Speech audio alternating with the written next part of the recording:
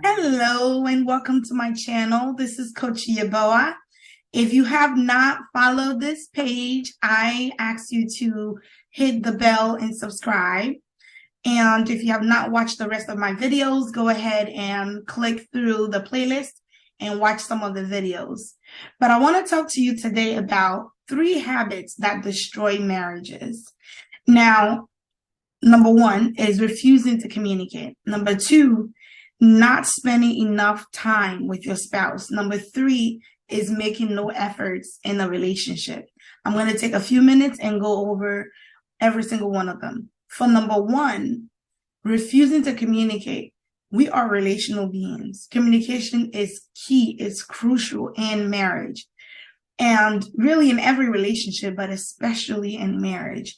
When couples fail to communicate openly and honestly, what tends to happen is that the spouse, one of the spouses would become resentful because there's always one person that really wants to communicate. And there's another person that's like, I'm not in the mood to communicate.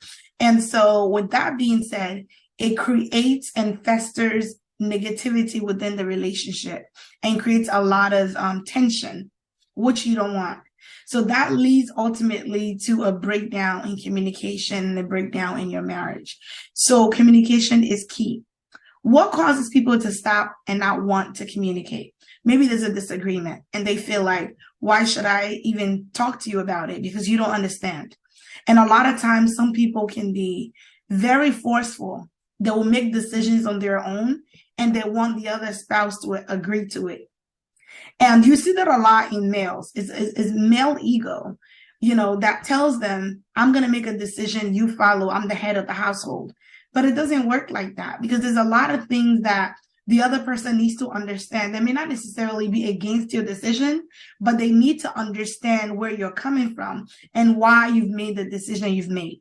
But when you do lack the patience, you don't take the time to listen to your spouse. All right. So that right there is also manipulative because your way or the highway and you shut down the other spouse. So if your spouse is not argumentative, what they will do is they will just shut down. They won't even talk about it. They'll say, all right, whatever you want to do. But eventually it will come up again because now they resent you for not allowing them to make a decision that they also will be impacted by. All right. So refusing to communicate, I see that a lot with the couples that I work with, but it's a manipulative tool. That's the point I want to make. You can refuse to communicate through anger as well. Because you're going to get angry, your spouse will not ask you. They will walk around eggshells. And that in itself is also a form of manipulation. It's not good for your relationship. You have to be willing to hear your spouse out, no matter what the circumstance may be. You have to just agree, not necessarily to disagree, but agree that you have your opinion, they have their opinion, and agree to come together to talk about the pros and cons of either decision.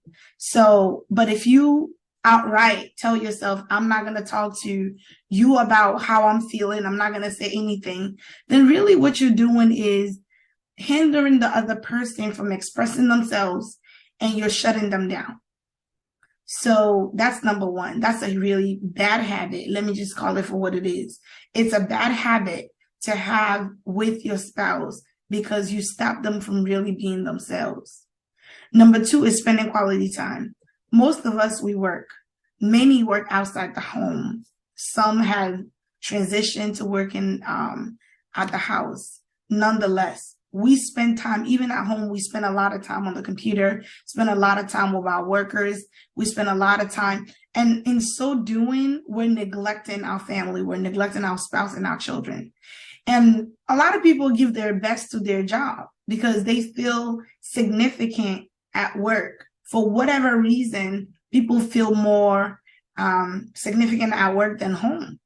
Because they haven't learned to make home their center.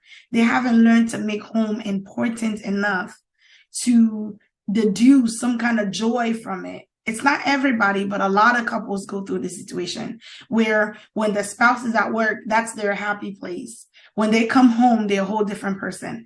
They carry all the stress of work and bring it home because at work, they have to keep up faces. They have to pretend. They have to be someone they don't really feel like being for whatever reason to maintain their job, to maintain their income. So not spending quality time means that maybe you're working too much. Maybe you, even when you are home, you're watching TV, you're not really paying attention to your spouse. That in itself can fester. You know, regularly taking time out to spend together is really essential for a healthy marriage. And as couples, you should both strive to do activities that will foster more intimacy and more connection, because one of the things that made you say I do is the fact that you felt so connected. You don't want to be away from each other. You always spend a lot of time together. You felt intimate. You wanted to be intimate. And so that wanting and that love and that desire is what caused you to say I do. But when you get married, it's the trick of the enemy to cause you to feel like, oh, what's the point? You know, I'm going to do a video where I'm going to talk about how sex is a weapon. I'll do a video talking about that. Sex truly is a weapon, because the enemy uses that against the people of God to make them feel like when you don't have sex, you should be having sex. When you are having sex, when you're married and should be having sex, it makes you not feel like having sex. So it's a weapon the enemy uses against our marriage. So I'll do a whole video on that. All right. So in order to be more intimate and more connected, you have to spend time together. And spending time does not mean we're both on our phones and we're in the same place. And we could be on the same place, in the same place at the same time, and still ignore each other.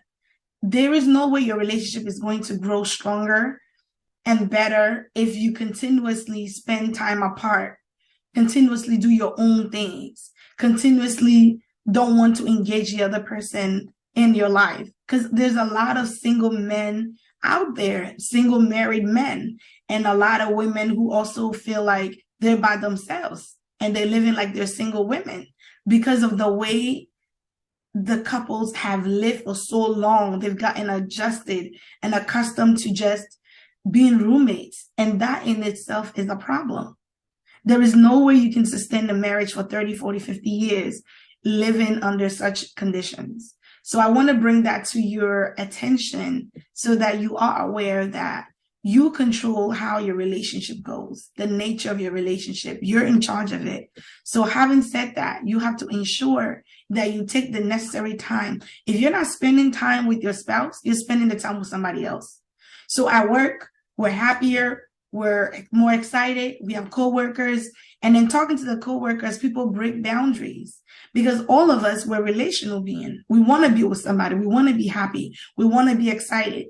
And so if you're not getting that from your spouse, you might think it's okay to get it from the opposite sex at work. And that in itself can cause you more trouble in the long run. So whatever you feel easy and free to do with the opposite sex, invest it in your wife. That's it. Invested in your wife. You made a decision to be with that person. Invested with your husband. You made a decision to be with them. So you want to ensure that you're spending the time that is needed to continuously grow that relationship. It's not anybody's fault if you feel like, oh, they don't give me what I want, or communicate it to them. Don't withhold that from them. Don't pretend. Tell them how you feel. Let them know. Express it. And if they don't hear you, get help. This is where a third party like myself can step in as a coach to really help and support you in those difficult moments. The third one is not making any effort in a relationship. Listen, the reason, again, why you guys felt intimate and connected is because you did all these things. You opened a car door for them. You went on a date. So many couples stop dating. You have to continue dating. And when you talk about it, the other spouse may act like, what do you mean? What's the point? But you were dating. The first thing you did when you met is date. So if you're going to date when you first meet in order to grow your relationship, what makes you think that now that you're together to grow the relationship, you just have to sit home and be couch potatoes? No, you got to continue. The things that made you fall in love with the individual are the same things you continue to do, and even more, to ensure that you sustain that relationship. Traveling together, planning dates together. All right. It's very important to keep the marriage alive. This is how you keep marriage alive, to keep it fresh, to keep it exciting, visiting different places, going to a hotel every once in a while, sneaking around, doing things that you used to do. It's crucial, it's key. So don't look at your spouse as, I already have them, they're not exciting. Your spouse is exciting if you need it to be. Because I guarantee you, when you meet the opposite sex, they may not even be funny, but you would think they're funny. They may not even be all that, but because you're so tired and you use your spouse as, you don't see them as exciting, you don't see them as anything new, you get bored easily and you just leave them there like they don't matter. And that's how we get complacent. Complacency will kill your marriage. All right. Complacency will kill your marriage. It's important not to get complacent in your relationship. So whatever you do, try to look at your situation and see, where am I? Where am I going? Where do I want my relationship to be? Take the efforts, do what is required to make sure that you don't partake in habits that destroy your marriage. We have so much more responsibility than we think. Today's world talks to you about, are you happy? If you're not happy, then you think marriage is about happiness? Is it only about how you feel? No, absolutely not. Because if it's truly just about how you feel, then legacy wouldn't matter. Then your children wouldn't matter. Then you yourself wouldn't matter, because I bet even if you were single, your whole life is not about being happy. Contentment and fulfillment is completely different than this temporary happiness that we feel from situations that occur. So you want to be mindful. You want to be clear on your relationship and set goals that in 2023, I will be the best spouse. Take the best spouse challenge. Be the best you can be. Stop pointing the finger at your wife, at your husband, because you are more of the problem than you think. Yes. Take some responsibility and begin to work on yourself. And if the marriage is not working for you, make a decision. Don't stay there and frustrate the other person. Make a decision to be happy. Go and be happy. But don't sit there and frustrate the other person. If you're going to stay there, you might as well work on it. All right. So this is Coach Yeboah. I wanted to share the 3 habits that destroy your marriage. And we're going to continue, teaching on some of these things that make us so complacent in our relationships. Marriage is not that bad. You're going to hear me say that over and over again. It's not. There's always one person in the marriage that tells themselves they want to make life more difficult. It's always the case. Yes, 2 people, it would take 2 people to tango, but there's always a primary offender. There's always a primary offender. That means there's always someone who brings the issues. There's always that person that will cheat and start the problems. There's always that person that will be rude and start the issue. There's always that person that will neglect and ignore and not want to talk and be angry. There's always that one person who does all these things. Doesn't mean that you, the other spouse, don't do stuff, but there are behaviors in marriage that I tell you are bigger debts. All right. If somebody owes $500 in credit card and then another person owes $100,000, believe me, they're not the same. Yes, they owe debt, but believe me, they're not the same. One, yes, could be paid quickly, but if that person can pay it off that quickly, why even be in debt in the first place? Why not just use cash? Okay, you want to build credit. Let me not go off tangent. The point is, whatever behavior you exude will impact your marriage. There is truly no small or big sin. However, there are certain behaviors that create a huge gap, a huge debt. Like you go out and have a child with somebody else. It's a huge debt to pay off. You understand? It's not just, oh, it happened, I forgave him. No, it's always going to be a trigger. Stuff like that. So whatever behavior you want to engage in, make sure those habits and those behaviors are not leaving a huge gap in your relationship. They're not going to stay there for generations. There are mistakes that you can wipe and move on. Like you can say a bad word to someone. Yes, it can stay with them. But trust me, there are certain mistakes is for everybody to see. And you leave that person wounded forever. So be mindful, right? Every little thing you do in relationship matters. But be mindful of those habits that will create a huge debt that will take centuries and long time to pay off. And cheating is one such debt. Yes, a lot of women or men don't even consider that as a deal breaker. But let me tell you, it's such a huge debt on your relationship. You can try and try and try, but I guarantee you that victim, that other spouse will never forget what you did. They never will forget that. They may move on. They may have learned to adjust and, move on, but it's something that they will never forget. So stuff like that, anger, abuse, those things are very, very manipulative, very hurtful. So you want to bear that in mind. How do you go back and tell your spouse, I'm so sorry I slapped you. I'm not going to slap you again. No, don't do stuff like that. And I call out husbands, I call out wives, because you married an adult. You didn't marry a child. Even children, we don't hit them. We don't. You may hit their butt every once in a while, but if you can get your word across, you get it across. You don't have to hit anybody to get a word across. You understand what I'm saying? So it's very important.